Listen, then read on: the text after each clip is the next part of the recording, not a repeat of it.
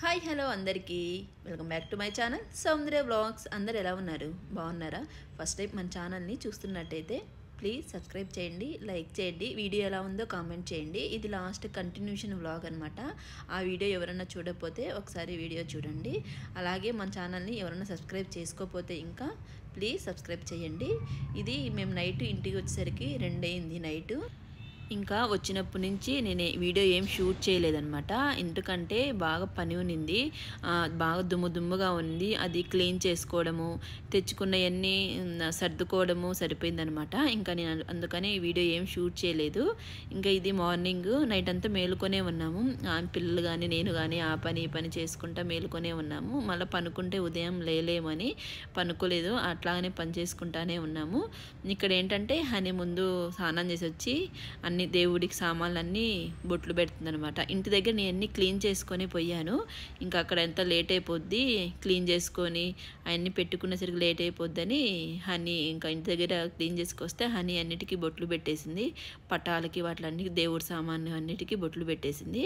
హనీయే ముందు స్నానం చేసి రైస్ కుక్కర్లో అన్నం పెట్టేసింది.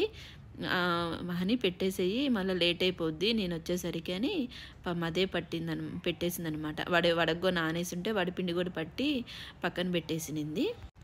ఇంక ఇక్కడ ఏంటంటే కొంచెం రైస్ తీసి పెట్టేశాను.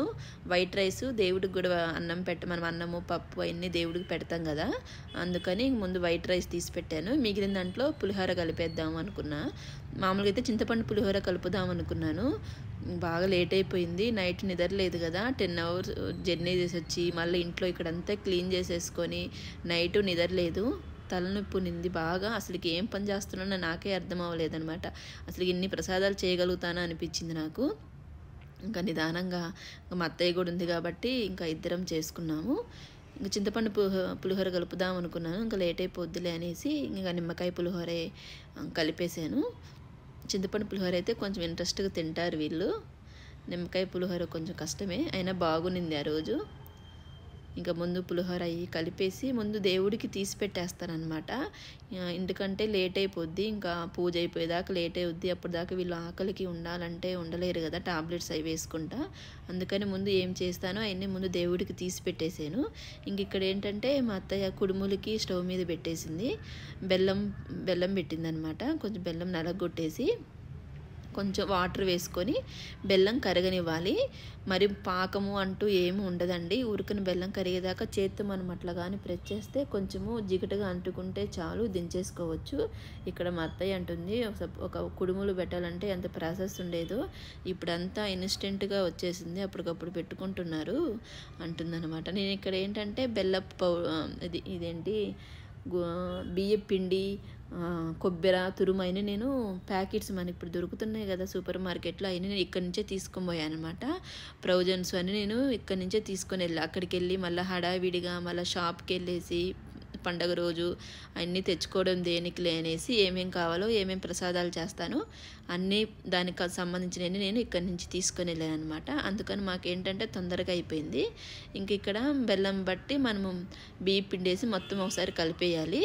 కొంచెం వేడి నీళ్ళు వేసేసుకొని కలిపేస్తే మనకి ఇట్లా పిండి ప్రెస్ చేస్తే ముద్దలా కట్టుద్ది అనమాట.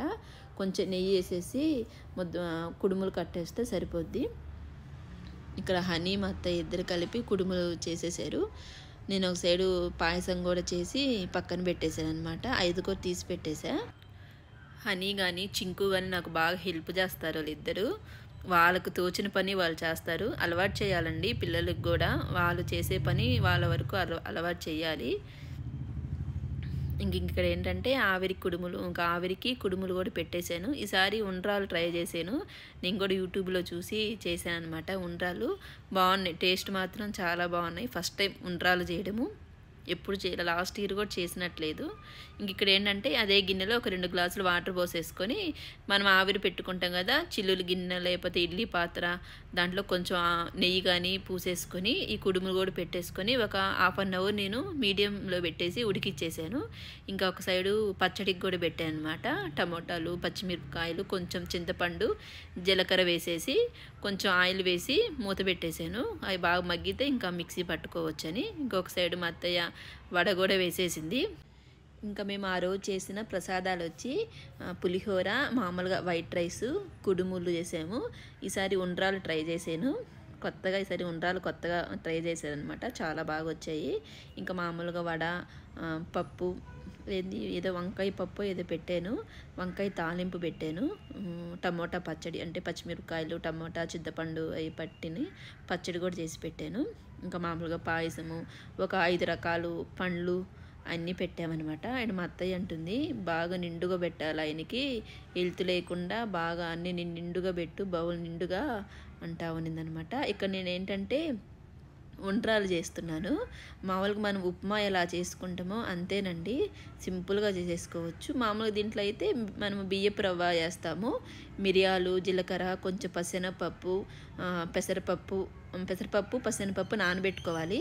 ఇంకా మనం ఒక గ్లాసు బియ్యపు రవ్వకి 1.5 గ్లాసు వాటర్ పోసేసుకొని ఉప్మాలా చేసుకొని ఆవిరి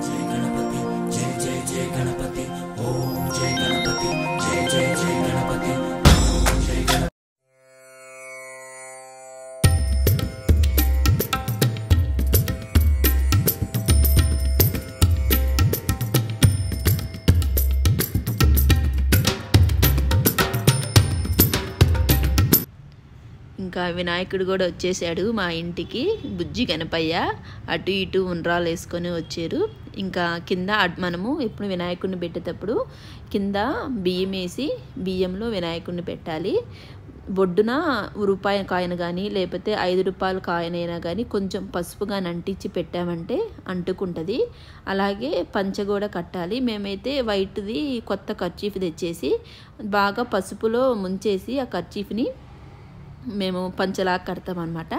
అలాగే జంజం కూడా ఒక 9 దారాలతో జంజం వేస్తాము. ఇంక ఇక్కడ మా వారు మొత్తం అన్నీ పెడుతున్నారు.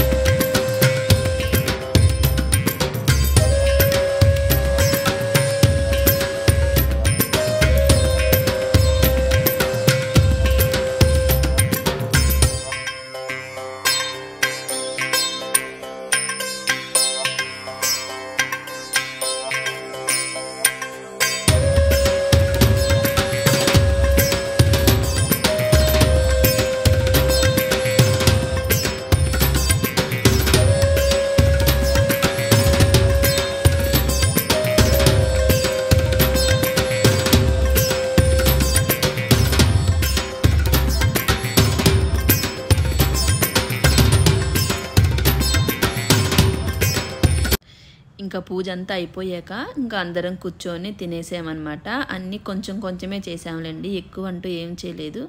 మళ్ళీ వేస్ట్ అయిపోతాయి, ఫ్రిడ్జ్ కూడా లేదు కదా, తీసి పెట్టడానికి కూడా పాడైపోతాయిలే అన్నట్టుగా నేను అన్నీ కొంచెం కొంచెం చేశాను. ఇంకా వడ, పాయసము, పులిహోర, పొంగలి, పప్పు, తాలింపు, పచ్చడి, అవి దేవుడి దగ్గర పెట్టుకున్న ప్రసాదాలు కూడా తీసుకొని ఇంకా అందరం కూర్చొని తిన్నాము. తిని కొంతసేపు అట్లా పనుకున్నాం అనమాట. తినేసరికి మేము 2:30 అయింది. కొంతసేపు అట్లా పనుకొని మళ్ళీ లేసాము. లేసి ఇంకా వినాయకుడిని నిమజ్జనం చేయాలి కదా, మళ్ళీ చీకటి పడిపోద్దిలే అనేసి ఇంకా లేచి దీపం పెట్టేసుకోవాలి. దీపం పెట్టుకొని ఇంకా అన్నీ మనం పత్రి అవన్నీ వేసుకుంటాం కదా, అవన్నీ కూడా తీసుకొని పోయాము. ఈ వినాయకుడి కింద వేసిన బియ్యం మాత్రం మనం పాడేయకూడదు, అవి పొంగలు లేకపోతే మనం రైసు చేసుకోవచ్చు అనమాట. ఇంక ఈ పత్రి ఆకులు ఇవన్నీ ఉన్నాయి కదా, ఇంకా అవన్నీ మామూలుగా నిమజ్జనం చేసేసేది. మేమైతే ఆ రోజే నిమజ్జనం చేసేస్తామండి. సాయంత్రానికల్లా నిమజ్జనం తీసేస్తామన్నమాట బొమ్మని. కొంతమంది 3 days 5 days కూడా అలా ఉంచుకుంటారేమో. మేమైతే ఆ రోజే నిమజ్జనం చేసేస్తాము. ఇంకా అక్కడ ఒక చిన్న చెరువు ఉన్నదనమాట, ఇంకా అక్కడికి తీసుకొని వెళ్ళేసి ఇంకా పిల్లలు నిమజ్జనం చేశారు. అయిపోయింది. ఈ సంవత్సరం వినాయక చవితి ఇలా జరిగింది. నెక్స్ట్ ఇయర్ కూడా ఇంకా బాగా చేసుకోవాలి అందరూ. అంతేనండి. ఈ వీడియో మీకు నచ్చింది అనుకుంటున్నాను. ప్లీజ్ ఇంకా ఎవరైనా సబ్స్క్రైబ్ చేసుకోకపోతే సబ్స్క్రైబ్ చేయండి, లైక్ చేయండి. మీరు లైక్ చేయడం బట్టి ఇంకొంతమందికి ఈ వీడియో షేర్ అవుద్ది అనమాట. అలాగే మన ఛానల్ని సబ్స్క్రైబ్ చేసుకోండి. Thank you for watching. Bye bye.